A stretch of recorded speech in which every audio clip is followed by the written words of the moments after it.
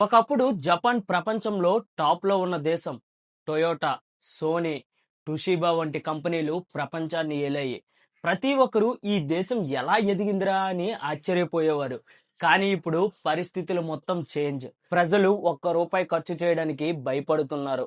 యువతకి తక్కువ జీతాలు, కంపెనీలు, ఫ్యాక్టరీలు మూతబడుతున్నాయి. స్కూళ్ళు, గ్రామాలు ఖాళీ అవుతున్నాయి.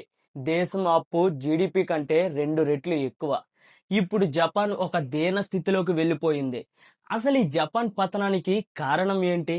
అక్కడ ప్రజల పరిస్థితి ఏంటి? అనేది ఈ వీడియోలో పూర్తిగా చూద్దాం. 2025లో వచ్చిన రిపోర్ట్ ప్రకారం 3 సంవత్సరాల తర్వాత జపాన్‌లో ఇంటి ఖర్చులు పెరిగాయి. ఇది వినడానికి ఎకానమీ పరంగా గవర్నమెంట్‌కి ఒక పాజిటివ్ అనిపిస్తుంది. కానీ ధరలు పెరిగినా ఖర్చు తగ్గించుకోవడానికి అక్కడ ప్రజలు మాత్రం ప్రిపేర్డ్‌గా ఉన్నారు. అంటే డబ్బున్న దేశమైనా ఖర్చుల విషయంలో ప్రజలు జాగ్రత్త పడుతున్నారు. ఒక దేశం ముందుకెళ్లాలంటే ప్రజలు ధైర్యంగా ఖర్చు చేయాలి. అలా చేస్తేనే దేశానికి ఆదాయం పెరుగుతుంది. కానీ ఇక్కడ ప్రజలు భయంతో ఖర్చులు తగ్గించుకుంటున్నారు. దీనివల్ల దేశానికి ఆదాయం తగ్గిపోతుంది. ఈ డీటెయిల్స్ మీకు అర్థం కావాలంటే ఫస్ట్ మనం జపాన్ ప్రెజెంట్ సిచ్యువేషన్‌ని అర్థం చేసుకోవాలి. ప్రస్తుతం జపాన్ అప్పు చూసుకుంటే వాళ్ళ దేశ జీడీపీ కంటే 2.5 రెట్లు ఎక్కువ ఉంది. ఫర్ ఎగ్జాంపుల్ మీ ఇంట్లో నెలకి 50,000 జీతం వస్తుందనుకోండి. 1,20,000 వడ్డీకే పోతుంటే మనం ఎలా టెన్షన్ పడతాం? అదే పరిస్థితి ప్రెజెంట్ జపాన్ ప్రభుత్వం ఎదుర్కొంటుంది. రీసెంట్‌గా ప్రభుత్వంపై నమ్మకం లేక జపాన్ స్టాక్ మార్కెట్ కూడా స్టేబుల్‌గా లేదు. 1987 తర్వాత జపాన్ స్టాక్ మార్కెట్‌లో ఇంత పెద్ద చేంజ్ ఇప్పుడే కనిపిస్తుంది. అంటే ఇన్వెస్టర్లకు కూడా క్లారిటీ లేదు. కొంచెం మంచి వార్త వస్తే మార్కెట్ పెరుగుతుంది. చిన్న బ్యాడ్ న్యూస్ వచ్చినా మార్కెట్ పడిపోతుంది. జపాన్‌కి ఇలాంటి పరిస్థితి రావడానికి ముఖ్యంగా చాలా సంవత్సరాలుగా ఉన్న డిఫ్లేషన్ సమస్య. అంటే ధరలు పెద్దగా పెరగకపోవడం. మనం అనుకుంటాం ధరలు పెరగకపోతే మంచిదే కదా అని. కానీ నిజం ఏంటంటే ధరలు పెరగకపోతే వ్యాపారాలకు లాభం రాదు. లాభం లేకపోతే జీతాలు పెరగవు. జీతాలు పెరగకపోతే ప్రజలు కొత్త వస్తువులు కొనరు. కొనకపోతే గవర్నమెంట్‌కి ట్యాక్స్ ఇన్కమ్ రాదు.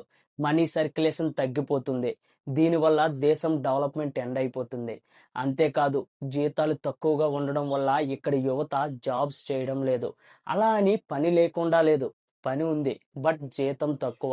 2025లో చూసుకుంటే టోటల్ జపాన్‌లో 10,000కు పైగా కంపెనీలు మూతపడ్డాయి. అందులో 300 కంపెనీలు పనిచేసే మనుషులు లేక మూసేశారు. నిజానికి ఒకప్పుడు జపాన్ మనం చూస్తే ఫ్యాక్టరీలతో నిండిపోయి ఉండేది. ఇప్పుడు వర్కర్లు దొరకట్లేదు. ఉన్న యువత తక్కువ జీతాలకు వర్క్ చేయకుండా ఎక్కువ జీతం కోసం ఎదురు చూస్తున్నారు. దీనివల్ల లేట్ మ్యారేజెస్, పిల్లలు పుట్టకపోవడం, అలాగే ఉన్న జనాభా ముసలైపోవడం ఇవన్నీ కలిసి జపాన్‌కి ఒక పెద్ద సమస్యగా మారాయి. జపాన్‌లో ప్రతి 5గురిలో ఒకరికి 70 ఏళ్లు దాటిపోయాయి. యువత తగ్గిపోయారు. పిల్లలు పుట్టక ప్రతి సంవత్సరం వందలాది స్కూళ్లు మూతపడుతున్నాయి. ముఖ్యంగా గ్రామాల్లో అయితే ఖాళీ ఇళ్లు కనిపిస్తున్నాయి. ప్రజలు పని కోసం సిటీలకు వెళుతున్నారు. ఇలా వెళ్ళిన వాళ్ళు కూడా ఎక్కువ మంది ముసలివాళ్లే. ఇంతలాగా ఫైనాన్షియల్ క్రైసిస్ అండ్ దేశంలో అనేక సమస్యలతో ఎదుర్కొంటున్న దేశం ఒకప్పుడు ప్రపంచానికే రోల్డ్ మోడల్. 1960లో సాధారణ జపాన్ వ్యక్తి ఆదాయం చాలా తక్కువ. కానీ డిసిప్లిన్ అండ్ హార్డ్ వర్క్తో పనిచేసి టెక్నాలజీపై దృష్టి పెట్టడం వలన 1980s నాటికి ప్రపంచంలో అగ్రగామిగా మారింది. కార్ల మార్కెట్లో టొయోటా ఒక నమ్మకమైన కంపెనీ అయింది. ఎలక్ట్రానిక్స్లో సోనీ ప్రపంచాన్నే ఆకట్టుకుంది. భారీ పరిశ్రమల్లో టుషిబా ఒక కీలక పాత్ర పోషించింది. 1980sలో జపాన్లో తయారైన వస్తువు ప్రపంచాన్ని ఏలింది. 1985లో వచ్చిన ప్లాజా అకార్డ్ అనే ఒప్పందం ఒక పెద్ద మలుపు తీసుకుంది. డాలర్తో పోలిస్తే యెన్ విలువ ఒక్కసారిగా పెరిగింది. ముందు ఒక డాలర్‌కి 260 యెన్స్ ఉండేవి. అది తక్కువ టైంలోనే $1 వాల్యూ 130 యెన్‌గా మారింది. దీంతో జపాన్ ఉత్పత్తులు విదేశాల్లో ధరలు పెరిగాయి. పక్క దేశాల వాళ్ళు జపాన్ వస్తువులను కొనడం తగ్గించారు. దీనిని తట్టుకోవడానికి కంపెనీలకు, ప్రజలకు జపాన్ బ్యాంకులు తక్కువ వడ్డీకే లోన్స్ ఇచ్చారు. కానీ ఈ కంపెనీలు, ప్రజలు ఆ డబ్బును ఫ్యాక్టరీలకు కాకుండా స్టాక్ మార్కెట్లలోనూ, రియల్ ఎస్టేట్‌లోని పెట్టుబడులుగా మార్చారు. జపాన్ స్టాక్ మార్కెట్ ఒక్కసారిగా పెరిగింది. అందరూ ఇది ఎప్పుడు ఇలాగే ఉంటుందనుకున్నారు. నిషాన్ లాంటి మోటార్ కంపెనీ భారీ అప్పు తీసుకుంది. సోనీ లోన్ మనీతో కొలంబియా పిక్చర్స్ ని కొనుగోలు చేసింది. అలాగే లోన్ తీసుకుని చాలా మంది భూముల మీద ఇన్వెస్ట్ చేశారు. దీంతో ల్యాండ్ ధరలు ఒక్కసారిగా పెరిగాయి. ఆ టైంలో జపాన్ భూమి ధర మొత్తం అమెరికా భూమి కంటే ఎక్కువ వాల్యూగా మారింది. దీంతో బబుల్ క్రియేట్ అయింది. ఇది గమనించిన గవర్నమెంట్ మళ్ళీ వడ్డీ రేట్లను పెంచింది. వెంటనే బబుల్ పేలి స్టాక్ మార్కెట్ కుదేలైపోయింది. కంపెనీలు అప్పుల్లో మునిగిపోయాయి. ఆర్థిక వ్యవస్థ ఒక్కసారిగా డౌన్ అయిపోయింది. ఇక్కడ జపాన్ చేసిన పెద్ద పొరపాటు ఏంటంటే దివాలా కంపెనీలను మూసేయకుండా బ్రతికించింది. లాభం లేకపోయినా బ్యాంకులు మళ్ళీ అప్పిచ్చి మరీ రన్ చేయించాయి. ఇలాంటి కంపెనీలను జాంబీ కంపెనీలు అంటారు. ఇవి కొత్త ఉద్యోగాలు ఇవ్వవు, కొత్త ప్రొడక్టివిటీ తీసుకురావు, కేవలం రన్ అవుతూ ఉంటాయి.